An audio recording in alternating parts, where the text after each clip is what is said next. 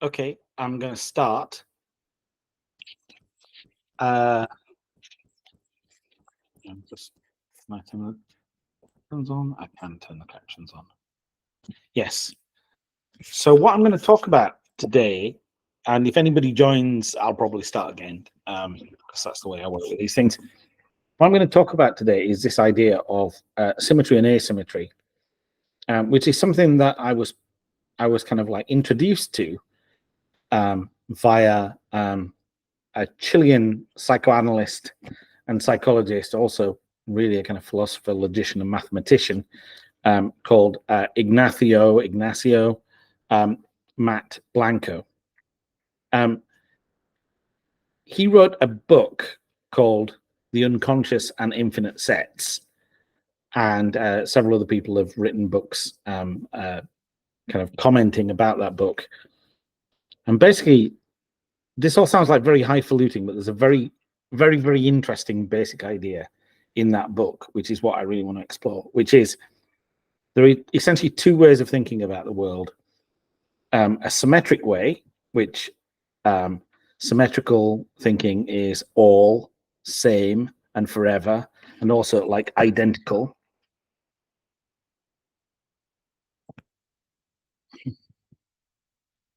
And then there's an asymmetric way of thinking about things, which is some, different, not forever, so for a short space of time, and different. I don't know why I'm talking about same and identical. In my head, same and identical are slightly different. And the point that Ignacio Matt Blanco makes in this book is that the subconscious mind, our unconscious mind, prefers one of these to the other. It prefers all, same, and forever to different, some, and for a short space of time. I think it's very interesting that there isn't a straightforward way of saying the opposite of forever that is kind of satisfactory, temporary. And maybe the reason that there isn't an alternative is that all the alternatives sound kind of disappointing. Not forever, temporary, for a short space of time. All of these things sound somehow negative. So there's this idea, that's the idea that is put forward by Ignacio Matt Blanco, which is these two types of thinking, symmetrical thinking and asymmetrical thinking. I'm writing a book on project management. The book that I'm writing is called Delivering the Impossible. Why should I care about this? And the reason I care about this is because I think it's got really substantial implications for project management, especially certain aspects of project management. And also the other thing is some weird things that happen when you're doing project management, bizarre ways that people behave when they're involved in projects, which I haven't come up with any explanation for before, but other than just that people are crazy. And this, I think, comes up with some useful ways of explaining those things, but also kind of ways of explaining therapy, like how you might move people out of these crazy approaches into some kinds of approaches that are kind of less crazy. So I'm going to mention some of the aspects of project management that I think are affected by symmetry and asymmetry. Did somebody join? Something made a noise. I'm wondering if that's somebody joining. So I shall do that. And no, seems it's just me. Still just me. Yeah, so the first one of these is time. And this kind of like picks up on one of the fundamental differences between symmetrical and asymmetrical thinking, the idea of forever and not forever. Of course, if something is forever, then it never came into being, and it's never going to go out of being. And this is kind of quite important for project management, because it took me a while to kind of realize this, that a lot of people that we're struggling with, especially senior stakeholders, people who really want this thing, a lot of the thing that we're struggling with when we're talking to them is that they have had the idea, they've talked about the idea, they've funded the idea, they've supported the idea. And so in some sense, that idea already exists. And this sounds crazy, as I've said, but it really kind of explains a lot of strange behavior that you see from people that kind of like in their minds, once this idea has kind of been discussed and described to some level, then in some sense it already exists. And the people who are doing the development on this idea, it's just a simple matter of programming. I don't know if you've ever heard that phrase. And the other kind of aspect of this is that things that don't exist will never exist. And so that explains one of the other kind of phenomena that you get a lot, especially when you're trying to do project management in an agile way, which is you try and get some kind of prioritization of all the things that are supposed to be happening inside a project. And the pushback that you get is, we don't want to prioritize this, we want everything. Of course they want everything, because in their minds, anything that isn't already there is never going to appear. So this kind of time, symmetrical time, makes people behave very strangely about their ideas, because in some sense those ideas already exist. Another aspect of this is in symmetrical time, nothing changes. In real time, everything changes. And one of the reasons that we use kind of agile approaches to project management is to deal with change. And all of the different ways that things can change, it's very, very difficult to imagine those. And so those are kind of, that's kind of an asymmetrical thing, is to kind of understand that things change. Another aspect of project management, which is affected really powerfully by symmetry and asymmetry. Yes, I'm still here. Yes, I'm staying here. Another aspect of this, which is affected by symmetry and asymmetry, is money. And again, this sounds really, really peculiar until you see that the way people actually behave in projects. If the project already exists, it shouldn't cost anything, because it's already there. And so the cost that you should pay for it, there's kind of grudging admittance that somebody has to kind of type this out, or whatever it is that software developers are doing. I'm being heavily sarcastic there. But that should be the minimum possible, because this thing already exists, right? So kind of why would you need any more money to make it exist? That is one kind of symmetrical view of money that you see on projects. Another one, rather bizarrely, is just not wanting to think about the cost at all. If you're working inside an organization that has plenty of money, not having any kind of discussion around the cost. And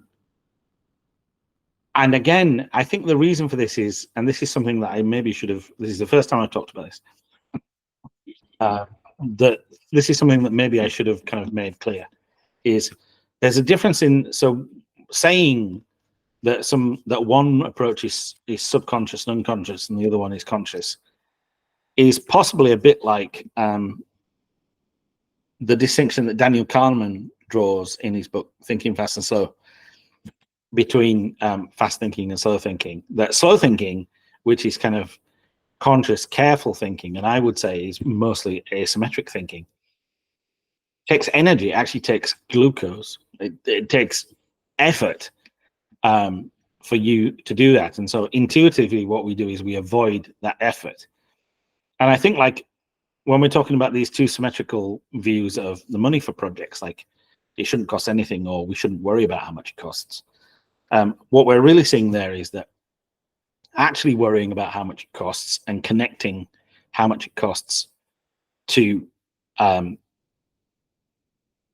value, so figuring out which things it's worth spending money on and which things it isn't worth spending money on, that requires mental effort. And that is departing from the symmetrical view, which is we've already had the idea it should just exist.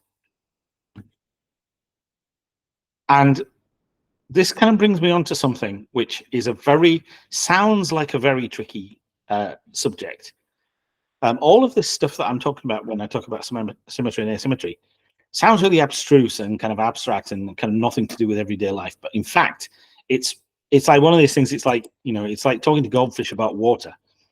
It's something that surrounds us all the time and is happening all the time. And so it's very, very difficult to see it. And this is a concept called intentionality. Now, intentionality is aboutness. That might not be reassuring you that this is a really practical thing. But so imagine that the way I talk about this in the book is I have a cat and the cat sits on a mat. I don't actually have a cat. It's a cat in a thought experiment, which is much easier to feed. So I have a cat and this cat is sitting on a mat. So that's a statement that I've said. The cat is sitting on the mat, and that's in English, and I can write that down and I can record it. I am recording it. So we've got two things there. The sound of the cat sitting on the mat, and if I write it down, the cat sits on the mat. You are, the bottom there. We can see that we know that this refers to something in the world, right? That it's got this aboutness about a cat that we expect to sit on a mat. If we paint a picture of a cat sitting on a mat, we can say that this is a true reflection of the world or not. But how? What is going on here? Because noises that I make, or marks that I make on a piece of paper, or daubs that I make on a canvas, none of those things are actually cats or mats. How can they be about the world? Now, the difference between the symmetrical view and the asymmetrical view of this aboutness is essentially the symmetrical view is to think that this is not problematic, and that there isn't an enormous amount of discussion and also kind of like agreement that has to be forged to what constitutes me making some noises and that being true of the world. So the kind of symmetrical view, which is kind of, I would say, the naive view, is that there is some straightforward way of mapping noises that we make or marks on a page to a thing in the world. The asymmetrical view is to understand that effort needs to be made to understand how any particular marks on a page relate to things in the world, and that the thing in the world is not the same. Remember the symmetrical same idea. The thing in the world is different from the things that are described on the marks on the page. Now, and this obviously is hugely relevant to software development, because the way that software development often gets kicked off is that there's some discussion there's some writing, and there might be some diagrams, and there's some discussion, and all of those things. The aim of those things is to create a thing in the world that this writing, these discussions, and these diagrams is about. But the problem with that is always that this thing in the world is not going to be the same as these drawings and these diagrams and this discussion. This used to be a huge problem when people used to try and write everything that a project was going to do, everything the product was going to do right at the beginning, and try and capture everything in a definition document. Because part of that, part of the assumption there is that, one, that you can do this, and two, that you'll know when you've done it. You'll know when you've got enough detail that you can actually, you've completely captured what this thing is going to do, and you can start just a simple matter of typing and implementing it. So those are kind of some of the aspects of what's problematic about software development. And so I don't want this to be the kind of talk where I talk about a problem and don't talk about a solution. One of the things that I find is really interesting about agile approaches to software development, and especially this is really, really explicit in the, this is really explicit in the Agile Manifesto, is that agile approaches, what they're really trying to do almost all the time is to try and combat symmetrical thinking and instead insert asymmetrical thinking. So for example,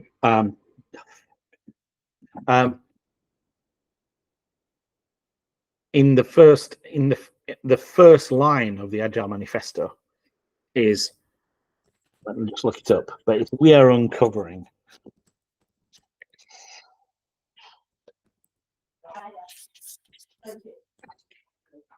We are uncovering better ways of developing software. So that the first line of the Agile Manifesto isn't, we know how to do this. We're much better at doing this than you. We're experts. It's, we're uncovering better ways of developing software. It's a partial statement. And then when you move on to the four value statements in the Agile Manifesto, individuals and interactions over processes and tools. So for a start, it's not saying individuals and interactions, but not processes and tools. It's saying there's a preference here rather than like an absolute. But also like individual, it's basically saying what you need to do is you need to grapple with the people. You know, people actually do software development, and the interactions with those people, like understanding those people and their interactions, is how you're going to get to software that's valuable. Working software with comprehensive documentation. So working software, one of the interesting things about working software is that it can draw the focus of a project away from being about a naive understanding of intentionality.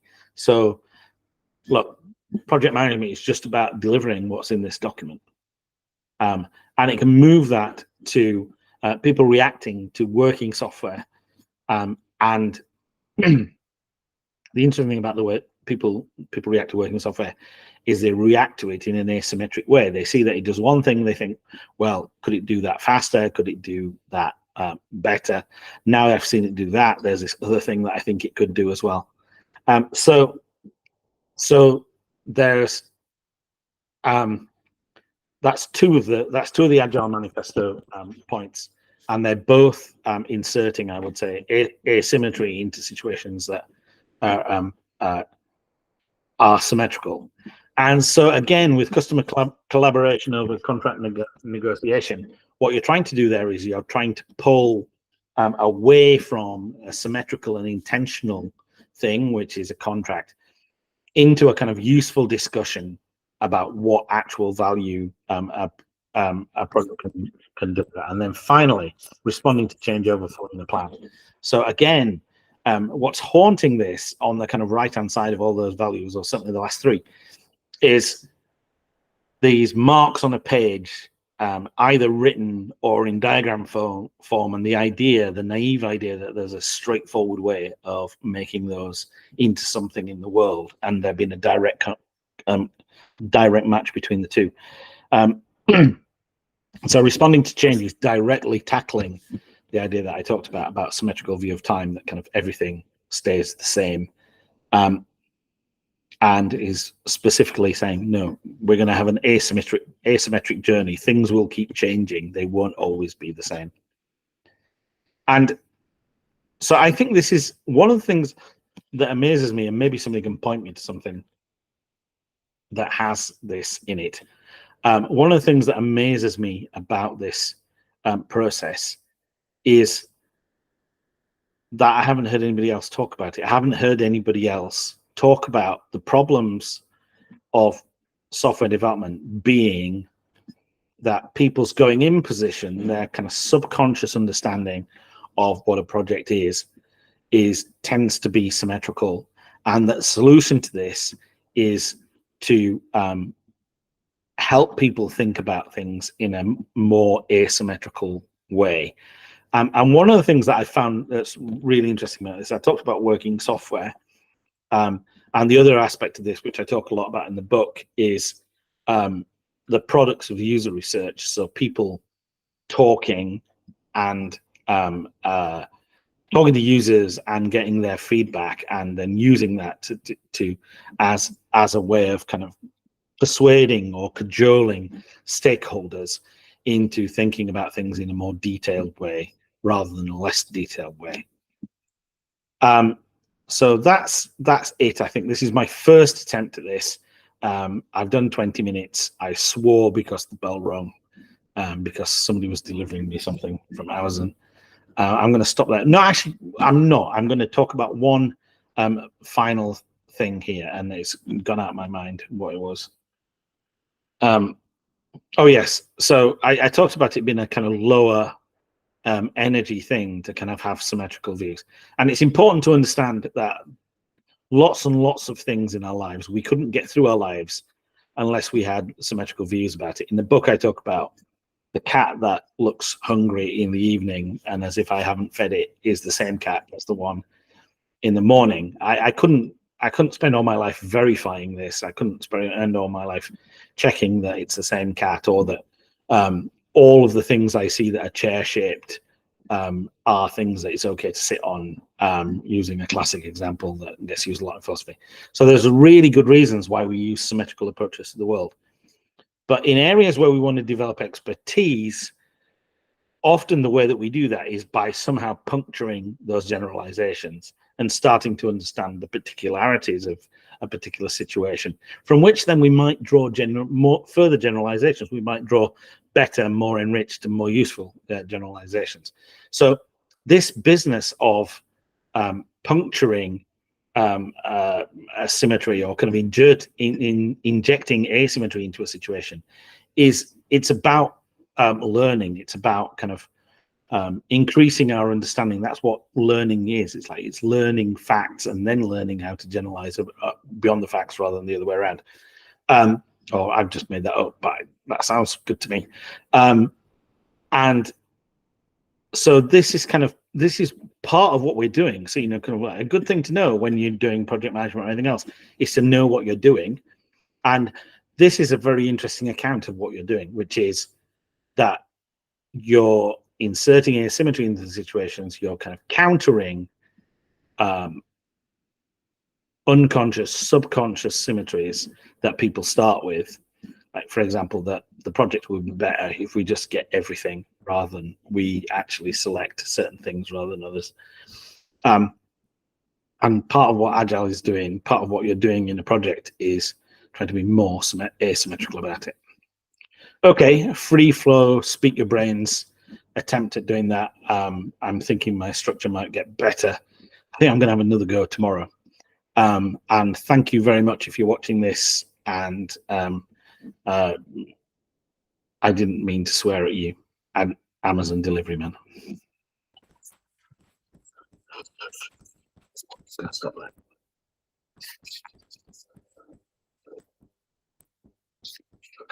Stop.